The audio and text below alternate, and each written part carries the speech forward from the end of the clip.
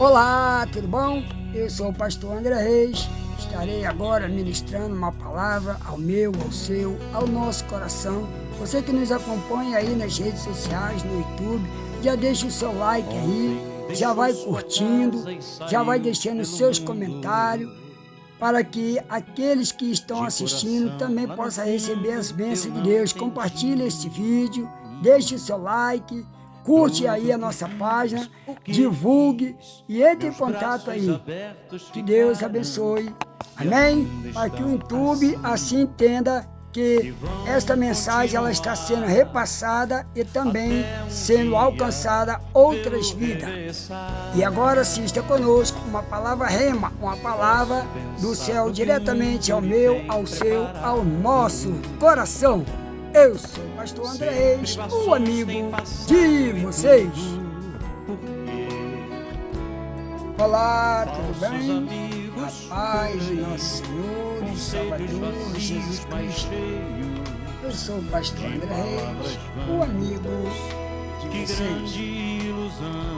Quero vos compartilhar uma porção da palavra de Deus ao meu, ao seu, ao nosso coração, no qual registra em Apocalipse, capítulo 3, versículo 8. Eu sei as tuas obras, e eis que diante de ti pus uma porta aberta e ninguém pode fechar. Tendo pouca força, guardaste a minha palavra e não negaste o meu nome. Parece sonho, mas nem a distância. Esse versículo, extraído da palavra de Deus, nos traz grandes lições. Eu sei as tuas obras, está falando das obras do cristão. Diante de ti eu pus uma porta. A Bíblia relata que temos duas portas: a porta da salvação e a porta da condenação, a porta larga e a porta estreita.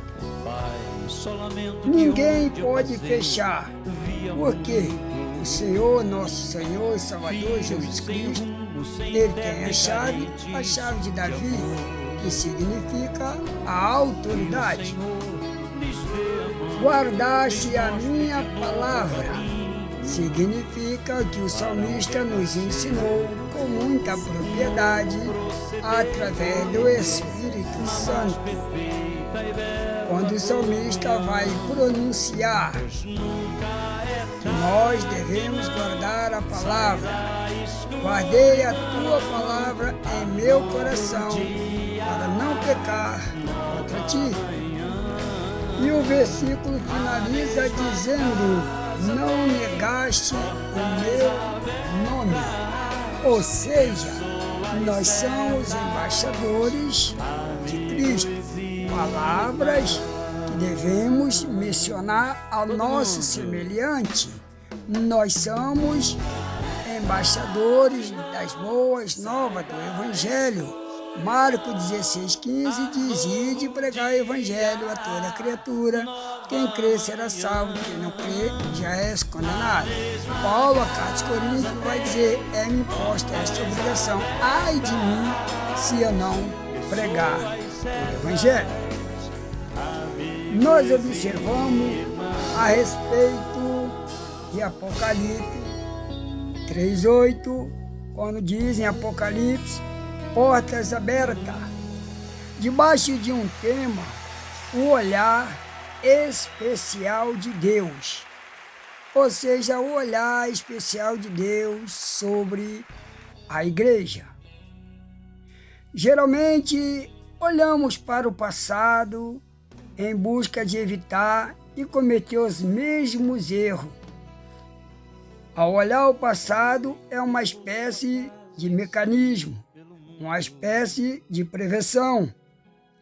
Lemos as 7 cartas da Ásia Menor, as 7 igrejas da Ásia Menor. 6 estavam paralisadas, 6 estavam fora do contexto de entrar no reino do Senhor. Mas a igreja Filadélfia é a igreja que Deus assim falou de seu amor. Cristo deu testemunho daquela igreja. Ao olhar as 7 igrejas da Ásia Menor, que nos oferece esse olhar à medida que nós nos deparamos como os filhos de Deus.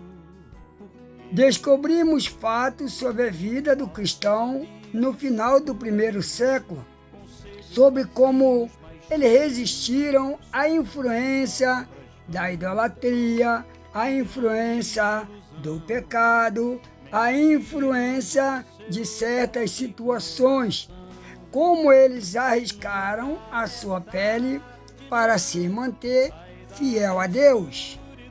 Mas o que de especial nos oferece o livro de Apocalipse?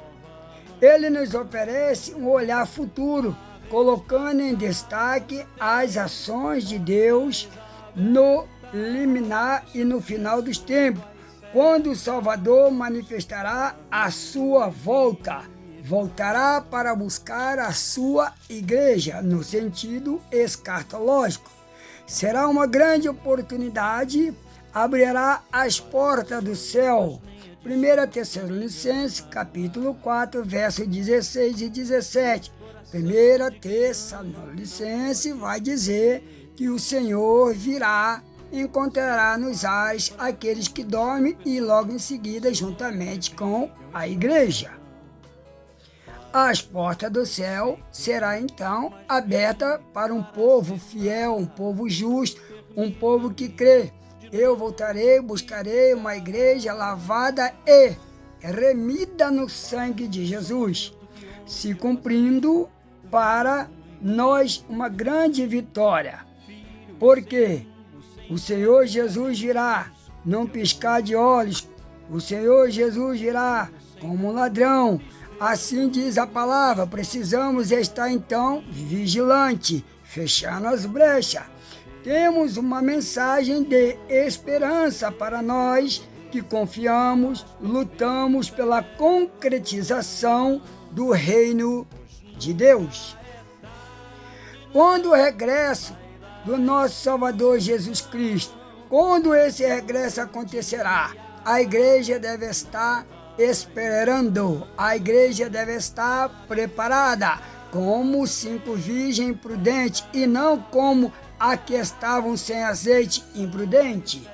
Muitos cristãos podem parar e pensar, repousamos sobre as promessas divinas, mas entenda que muitos cristãos, por confiar nas promessas divinas, acham que nada de mal lhe poderá acontecer.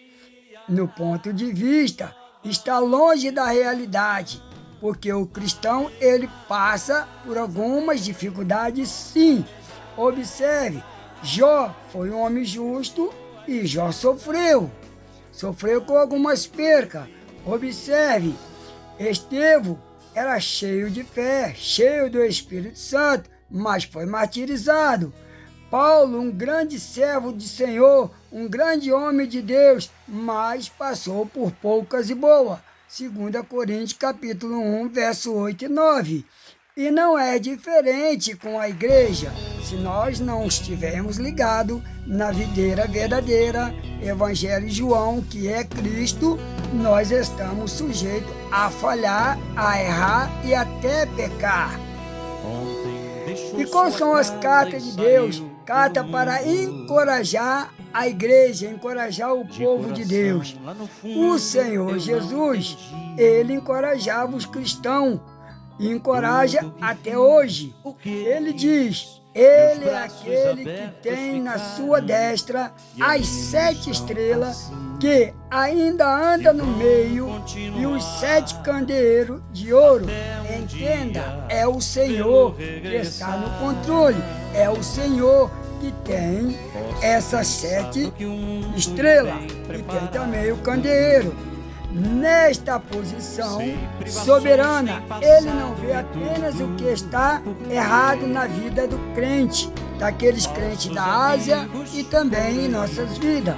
O Senhor Jesus, ele não só observa as nossas falhas, mas ele traz também uma palavra de encorajamento e de conforto, palavras de elogio à sua amada igreja. Assim percebemos que na igreja de Filadélfia o Senhor deu testemunho. Em Apocalipse 3:9 ele vai dizer: eu amo esta igreja. Nos dias atuais de hoje, o Senhor também ama aquela igreja que procura andar nos seus caminhos, na vereda da sua justiça, que procura fazer a sua vontade. Aliás, é uma boa parceria entre Cristo e a igreja, porque na medida que a igreja obedece, anda pelas veredas, anda no caminho, eu sou o caminho, a verdade e a vida, ninguém vem ao Pai a não ser por mim, aí o Senhor Jesus vai dizer: vinde possuir por herança o reino do céu. Então está aí uma aliança, aí está uma promessa. O amor de Deus é a força mais poderosa que existe. Os estudos mostram que aquela igreja era provavelmente uma igreja composta de poucas pessoas, sem prestígio político, sem poder econômico, mas a igreja de Filadélfia, como deve ser a igreja de hoje, era cheia da palavra. A Bíblia ensina que guardava a palavra de Deus e não negava o nome do Senhor. Aleluia! Era-se da subida das naias. Não negava o nome do Senhor, guardava a palavra na tabuinha do coração.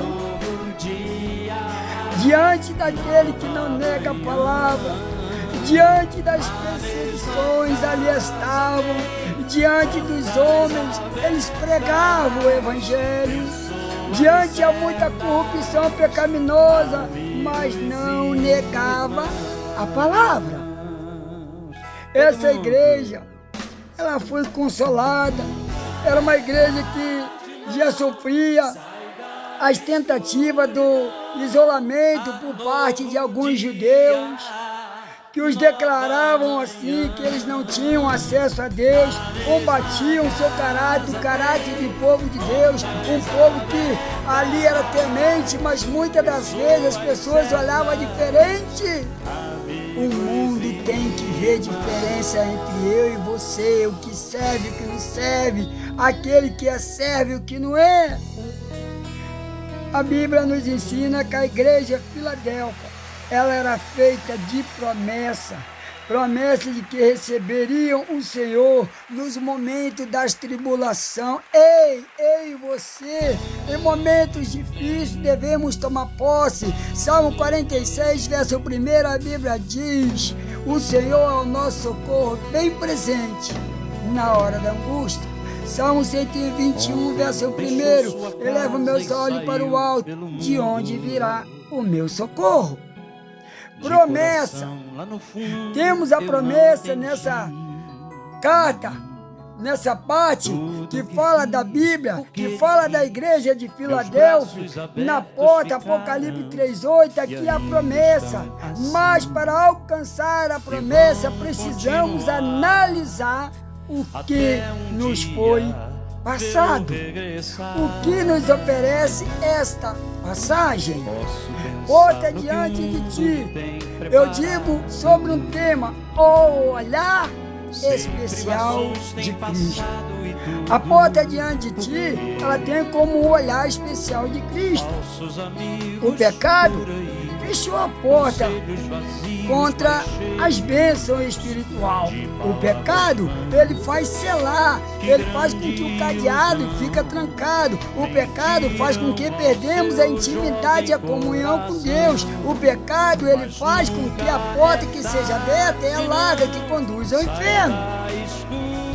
Mas nós entendemos que aquele que tem a chave da morte, do Hades, como está em Apocalipse 1:8, ele tem aberto a porta para a sua igreja, a porta do perdão, a porta da salvação, a porta da comunhão, a porta da intimidade com Deus. uma porta de salvação. O contexto, ele não fala de emprego, porta de emprego, porta de casamento, porta de, sei lá, de um cargo melhor na igreja, porta de um serviço, porta de que vai ter riqueza, porta de que você vai ser um dia uma vida aqui terrena cheia. Não, isso aí está fora. Porque a Bíblia vai dizer, isso aí é o segundo plano. Olha, a Bíblia diz assim: buscai primeiro o reino do céu. Primeiro a salvação, primeiro o arrependimento. As demais coisas serão acrescentadas. É o segundo plano. Ah, pastor, eu mereço ser rico? Merece. Merece um bom casamento? Merece. Merece um bom emprego? Merece. Merece ser próspero? Merece. Pois, entenda, é o segundo plano. O primeiro plano fala da salvação. Buscai primeiro o reino do céu. E aí vai falar no plural, as demais, plural, coisas serão acrescentadas. Então a porta da salvação está aberta, bem como a porta do inferno está aberta. Como Jesus disse: vinde possuir por herança, também está o inferno. O diabo está com as mãos abertas para quem deseja. Aí é uma questão de que eu e você devemos escolher a porta larga ou a porta estreita. Disse o Senhor Jesus: eu sou a porta. Se alguém entrar, a casa ou filho ficará, entrarão e sairão e achará pastagem. Quando eu entro na porta do reino do céu, eu encontro refrigério para minha alma. Eu encontro um lugarzinho que o Espírito Santo trabalha na minha alma e na minha vida, trazendo paz, trazendo alegria, evitando conflito espiritual. Os anjos do Senhor, ele acampa ao nosso redor. Quando eu entro pela porta larga, eu só encontro desespero, tristeza, afronta, mágoa, isso tudo conduzido pelo diabo. E aí? A qual dos dois devemos seguir? A palavra de Deus, ela nos ensina. Quando João Batista vem ministrando, ele vem ministrando: arrependei-vos. Jesus ensinou: arrependei-vos. Lá em Atos 2, arrependei-vos. Então é arrepender, é buscar a salvação. Aí nós entendemos lá no Evangelho de João 3,36, entrará por ela para escapares da ira de Deus. Quando nós entramos na porta do Senhor, a porta estreita, a porta que nos conduz à salvação, Cristo diz: então tu escaparás da ira de Deus. Evangelho de João 3,36. Nos diz da culpa, das imundícies, do pecado, do medo. Os homens estão baseados, tudo isso daí, porque o diabo tem oferecido culpa, medo, tristeza, fartura, prato largo, bandeja larga, bandeja gorda, fartura, mas uma falsa prosperidade. É tempo de parar, é tempo de refletir. Temos a porta larga e a porta estreita. A porta estreita é a que nos conduz ao céu. A porta larga é a que nos conduz ao inferno. Hoje em dia, eu abro parente, fecho parente, para não fazer conflito, mas existem muitas pessoas que não pregam mais o arrependimento, a salvação, a volta de Cristo, estão baseados em um evangelho da prosperidade. Nada contra a prosperidade, mas volto a repetir: buscai primeiro o reino do céu e a sua justiça, e as demais coisas serão acrescentadas. Mateus 11:28, Cristo diz: vinde a mim, todo que estás cansado, porque eu vos aliviarei. Jesus pega pela nossa mão, nós vamos até Ele, damos esse primeiro passo. Lá em Salmo 37:5, entrega os teus caminhos, Senhor, confia nele e tudo mais Ele o fará. Quem tem que entregar? Eu. Quem tem que confiar? Eu. E o Senhor vai agir. Tudo Ele fará. Então, vinde a mim está na medida em que eu tomo a minha decisão. Eu vou a Cristo e Ele vai tomar sobre Ele todos os pesos, todos os fardos pesados, cansados, e vai nos aliviar. A pergunta é: o diabo tira o peso, tira da vida de uma pessoa o cansaço espiritual, físico? Não, ele coloca mais. Ele põe mais peso, mais carga pesada para afundar aqueles que não acreditam em Jesus. Uma porta para o céu. A porta para o céu, ela é composta de Tiago capítulo 1, versículo 5 e Lucas capítulo 24, verso 27, que vai falar da porta da sabedoria. Sabemos que ninguém quer ir para o inferno, mas se faz necessário ter sabedoria para escolher a porta certa, que é a porta do céu.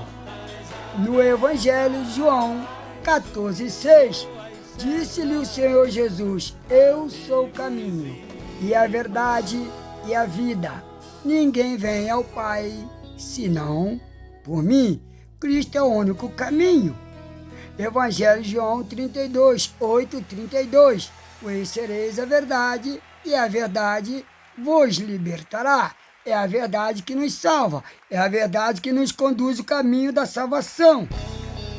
O caminho digno, caminho de confiança, caminho infalível. O mundo está cheio de portas e caminhos que conduz à perdição. Quando eu leio Provérbio capítulo 14, o versículo de 2-12, temos lá uma série de caminhos ruins, caminhos que conduzem à perdição. Temos vários caminhos lá, do qual nenhum nos leva à salvação. E aí eu observo lá em Provérbio 14:12, que vai finalizar assim: há caminhos que ao homem parece direito, mas o fim conduz à morte. Muitas das vezes pensamos estar um ótimo caminho, mas não estamos. Provérbio também vai nos falar no capítulo 14, versículo 13, que até no riso terá dor no coração, e o fim da alegria é tristeza. De que me adianta eu ter ao mundo aos meus pés e perder a salvação? De que adianta eu estar em uma grande festividade? De que me adianta eu ter muitos empregados, ter muita riqueza, ter carros importados, enfim, diversas bonanças financeiras, e perder a salvação? De que me adianta tantas coisas diversas? Festas da carne, festas e mais festas, mais festas e mais festas. Mas no final essa alegria vai terminar em tristeza, vai terminar na morte, vai terminar no inferno se eu não me arrepender e não me converter. Observe que, assim como Provérbio capítulo 14, versículo 12, repete as mesmas palavras em Provérbio 16:25.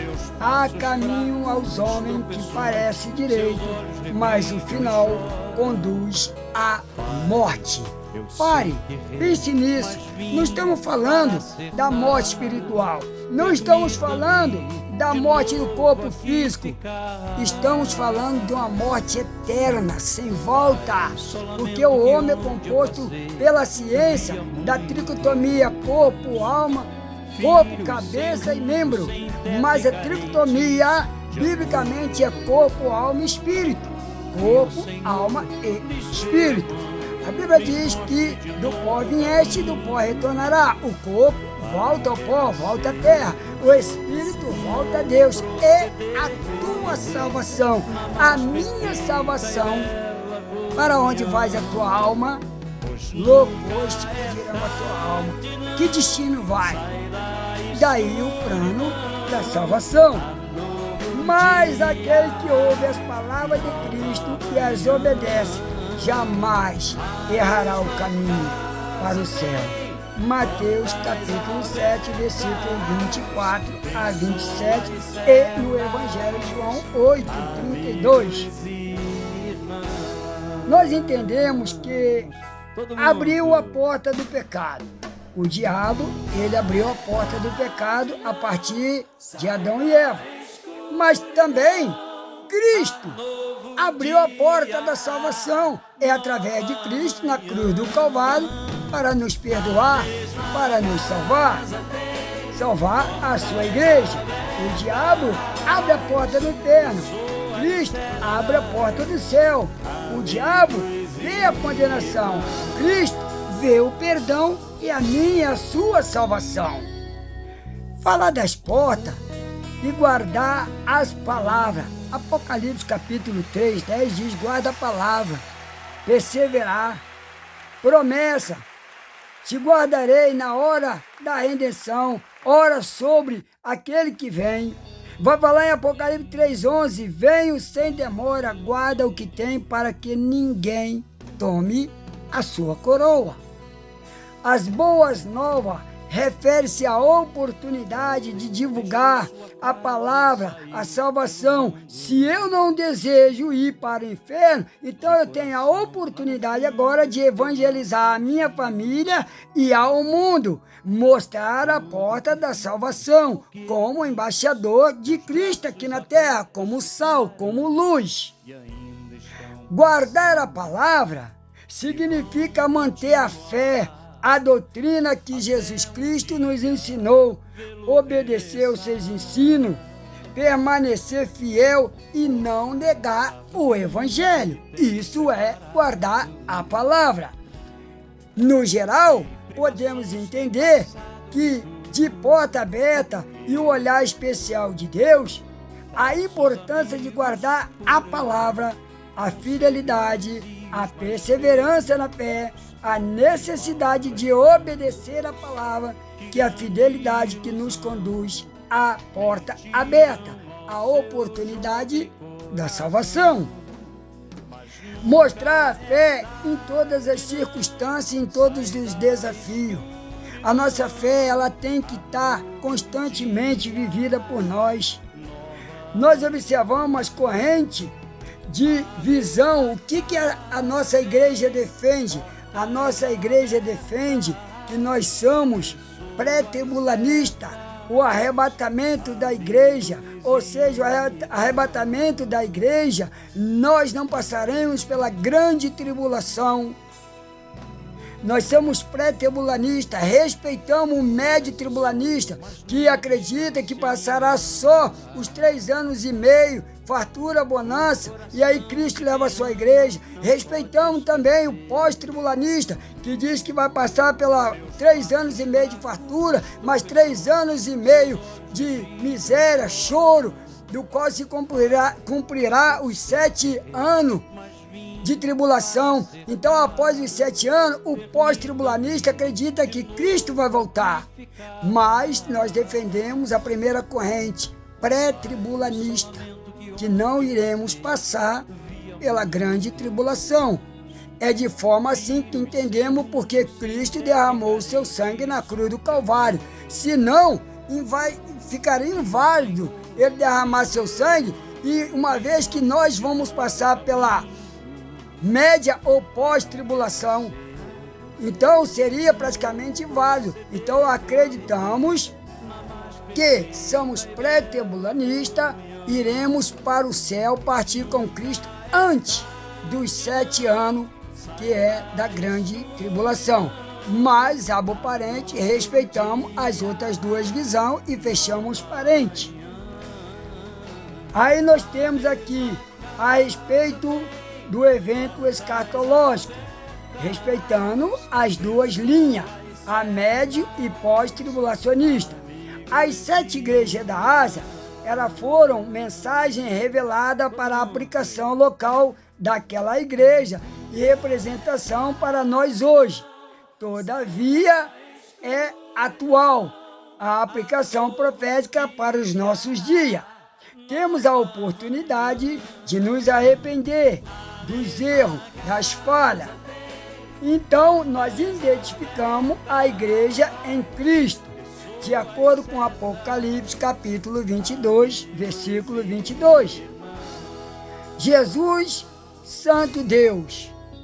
A santidade é um dos principais atributos de Cristo. Apocalipse 3,7. Embora separado do pecado, ele, Jesus, não separou-se dos pecadores. Ele não aceita o pecado, mas ama os pecadores.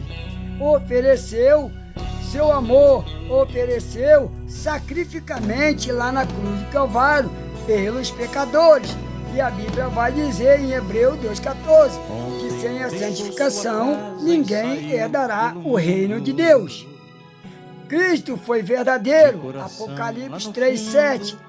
Então, apresentamos-se também como verdadeiro. O Senhor Jesus demanda de sua igreja uma postura verdadeira e confessante. A igreja Filadélfia era uma postura que confessava, tinha tais características, por isso estava disposta a professar o nome de Cristo até que ele venha. E ela não se conformava com esse mundo sujo e cruel e lamaçal do pecado. Nós observamos que o texto vai falar a chave de Davi. A chave da casa de Davi, ou seja, o Senhor Jesus, representa a autoridade, pois ele, semente, ele reuniu-se às condições necessárias para exercer o tríplice ministério. Qual foi o tríplice ministério de Cristo? Profeta, sacerdote e rei. Aonde está? Está lá em Salmo 110, de 1 a 7. Dessa forma ficou em cargo a chave da casa de Davi, que representa a autoridade. Cristo foi no inferno e tomou a chave. Cristo é o único que pode abrir a porta para mim e para você da salvação. E Cristo abrindo a porta para o céu e dizendo: vinde possuir por herança o reino preparado para vós desde a fundação do mundo. Mateus 25, 34. É Cristo que tem a chave, é Cristo que abre a porta. Amém? Podemos então concluir: para entrar na porta do céu é necessário as 7 portas. Quais são elas? Pastor André Reis, o amigo de vocês. A primeira porta para se chegar até o céu e receber essa promessa, quando Cristo diz: vinde possuir por herança o reino do céu preparado para vós desde a fundação do mundo. Mateus 25, 34. Se faz necessária a primeira porta: arrependimento. Evangelho de João 3,5. Nicodemos se arrependeu. Qual é a segunda porta? Porta da oração. Mateus 7,8. Evangelho de João 14, 13, 14. Evangelho de João 15, 7. Se faz passar pela porta da oração. Qual é a terceira porta, pastor André Reis? Porta da vitória. Davi, Moisés, Elias, Daniel, Paulo, muitos outros tiveram a sua vitória.